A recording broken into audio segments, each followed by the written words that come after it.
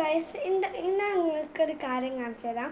എൻ്റെ അമ്മക്ക് അടിച്ചാൻ കൊടുത്തിട്ടാണ് ഇത്രയും കുറച്ചൊക്കെ അമ്മച്ചി കാണാതെ കാണിച്ചു തരാം. ഉടുപ്പൊക്കെ ഉണ്ട്. അതിന് എൻ്റെ അനിയന് ഫോട്ടോ കൊടുക്കാം. ബേബീസിൻ്റെ ഇതാണ്